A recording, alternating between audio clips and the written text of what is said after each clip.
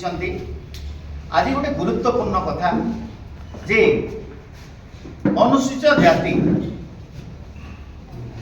ଜାତି ତାଲିକାଭୁକ୍ତ ହେବା ପାଇଁ ପଛୁଆ ହେଉଛି एकमात्र कारण जी 1000 वर्ष धरिकी पछुआ कारण जो शिक्षा क्षेत्र में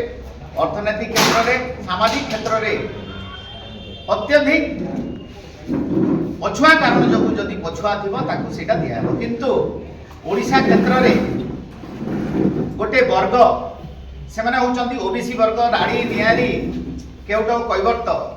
समस्ते ओबीसी लिस्ट रखाई केवल केउट कैवर्त चंचकता करी आमर अनुसूचित जाति तालिकाभुक्त होती भितर डॉक्टर मुकेश महालिंग वर्तमान जड़े सांविधानिक पदवी रे ministry of health family welfare electronics दायित्व रे अछंती। से 2002 मसीह केउट अनुसूचित जाति तालिकाभुक्त होता किंतु 12/7/1988 रे निजको देवार कहीकरी से समय तहसीलदार को ठकी करी फर्जरी डॉक्यूमेंट देकरी सी कास्ट सर्टिफिकेट नहीं देवार ना 97 ठीक सेमती बलांगीर तहसीलदार रु प्रथम थर 12/7/88 रे नेले पदमपुर तहसीलदार रु तापरे 97 रे नेले बलांगीर तहसीलदार रु तापरे 3 रे नेले लोईसिंगा तहसीलदार रु तापरे 23 रे नेले से आगलपुर तहसीलदार रु एपरी 4टा से कास्ट सर्टिफिकेट नहीं चंती देवार ना रे 2002 पूर्व नहीं चंती 2002 परे केउट ना रे नहीं चंती किंतु कथा होची जणे लोक गोटे जाति ही पारे आ जाति जन्म अनुसार सीए जदि देवार रो पुओ ताहले देवार सर्टिफिकेट कंटिन्यू करिवे कथा से 2002 पूर्व देवार हेले देवार 2002 परे केउट हेले तो कथा होची आपनकर Kasturi Sahu versus state of Odisha 2005 रो मान्यवर ओडिशा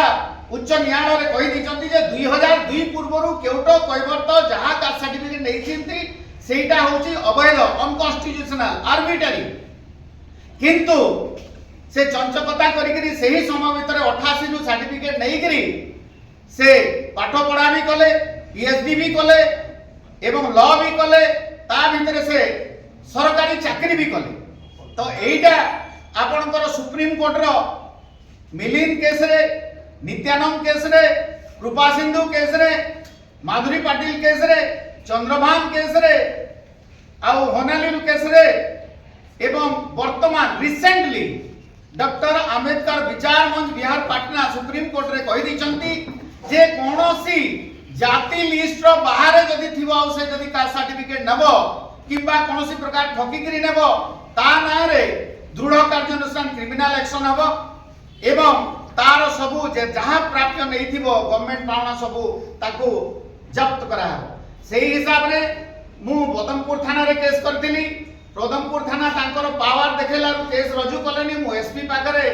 अपील रे गली एसपी मध्ये किछि कलेनी हाई कोर्ट गली हाई कोर्ट कहले तुम लोकल कोर्ट रे करो लोकल कोर्ट रे से कन्विक्ट हेले आ तांको ना रे क्रिमिनल एक्शन रजू करबा पई जतबेले निर्देश देले से चंचकता करिगिरी हाई कोर्ट रे 482 सीआरपीसी अनुसार सेटा क्लास करबा पई आसी जंती एवं सुप्रीम कोर्ट रो प्रदीप शर्मानी वर्सेस यूपी रो डिसीजन अनुसार माननीय उच्च न्यायालय मते मोर पक्ष रखिबा के कहिसंती आ आसंता ए जो फेब्रुआरी 17 रे अछि मोर एठी जे हमर गोटे आशंका रहउछि जे एठी मध्य मोर न्यायालय ऊपर संपूर्ण भरोसा अछि ओडिशा न्यायालय मते निहाती सुरक्षा देबो किंतु वर्तमान रो एडवोकेट जनरल अछंती गवर्नमेंट एडवोकेट अछंती एमिति हेई पारे जे सप्रेशन ऑफ फैक्ट हेई पारे एवं से माने एई जो पददार ताको दुरुपयोग करछंती सेथिरे ताको सुरक्षा मिली पारे तेनु करी मु मोहन सरकार ऊपर दाबी करूछि जे एई 85 लाख लोक आपन को अनुसूचित जाति लोक आपन को सपोर्ट कली बोली कि आज आपन मुख्यमंत्री हेचंती आपन जने आदिवासी संप्रदाय आसुचंती रिजर्वेशन रु आसुचंती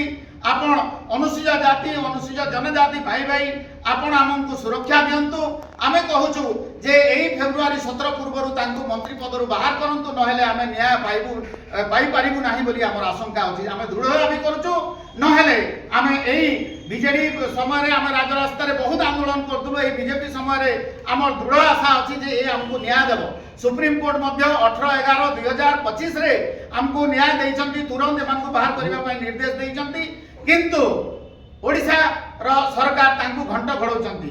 हमर फेब्रुआरी 17 पूर्वरु एही सरकार जदि मुकेश महालिंग को तांकर पदरु न बाहर करंती मंत्री पदरु न बाहर करंती ताहेले निहाती से आगामी दिन रे पंचायत इलेक्शन हेबाकू जाउची आमे बाध्य होइकरी बीजेपी सरकार रो अनुसूचित जाति आमे 17-18% जोटा अछु समग्र आमे विरोध करिवु।